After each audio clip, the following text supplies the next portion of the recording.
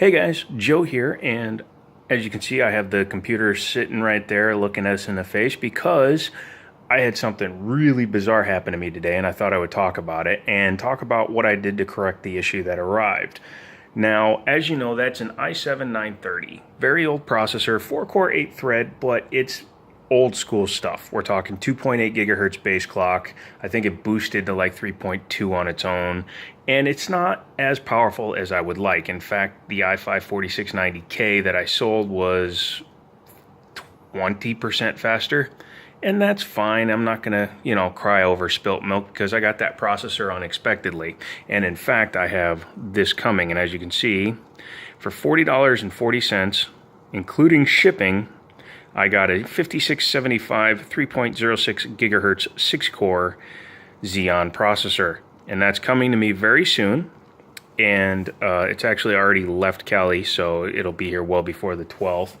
And that will be replacing that. But in the meantime, I wanted to overclock this processor as far as it would go to see a direct comparison between the 930 and a 5675. Obviously, the 5675 is going to destroy that, but I was also interested to see how far I could take a 2.8 gigahertz i7 with overclocking, and I'm happy to say I got it to 4.33 gigahertz. However, I encountered a really weird thing. Now, not with the processor, although it could have been, but I think it might have been processor related, maybe just because of weird things.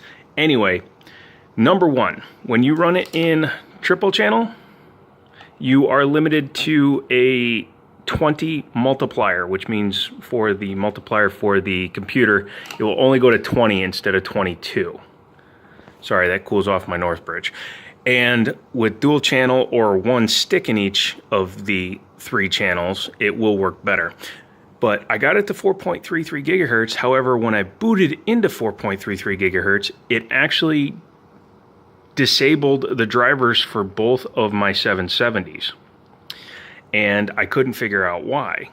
So I did my testing, I did my Cinebenching, I did everything I needed to do at 4.33 gigahertz, and I'll show you the result really quick. However, it's not reporting accurately, but at 4.33 gigahertz, it says 4.05. I don't know why the reporting isn't right. It did a 664 CB score, and I'll get more in depth with where it wound up when I do the comparison between the i7-930 and a Xeon.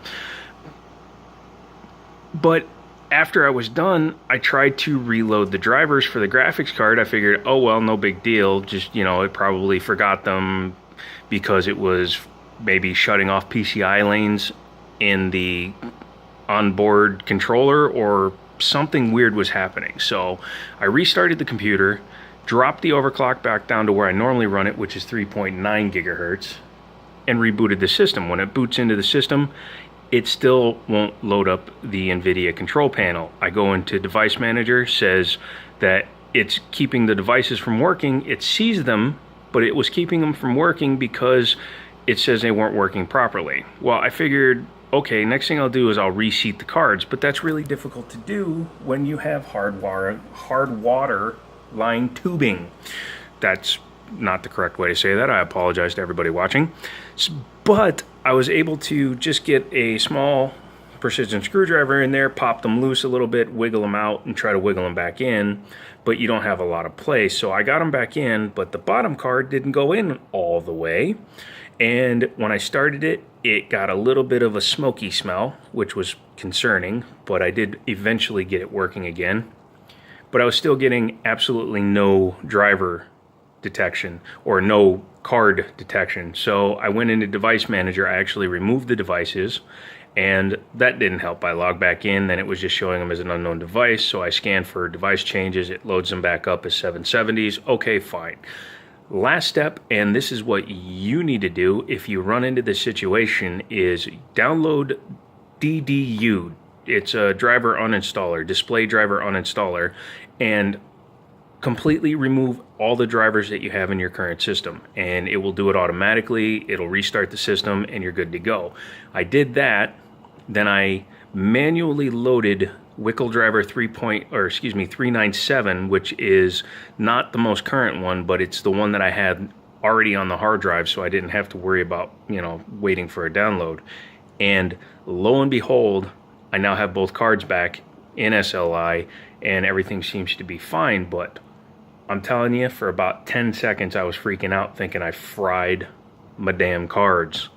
So be careful, number one, when you overclock, and number two, when you overclock, you can do some weird stuff to your PCIe lanes, you can do weird stuff to the CPU, you can do things to the RAM. It's really weird what can happen. And in fact, at 3.9 gigahertz, because I have to use base clock overclocking, is actually forcing the RAM to run at almost 1700 megahertz instead of the 1333 that it's default at. So keep all that in mind when you're overclocking, and then just, you know, diagnose it slowly. Don't rush into things, and take your time and try everything, I guess is the point of this video. So thumbs up for the repaired video cards and the fact that the system's working. And come tomorrow, hopefully I will be getting a shipment of some stuff that I'll be showing you, as well as the processor is on its way, and that will be the big change to this, is going to the Xeon processor, and that will make me happy. So yeah, till then, Broke Ass Joe saying I'll talk to you later.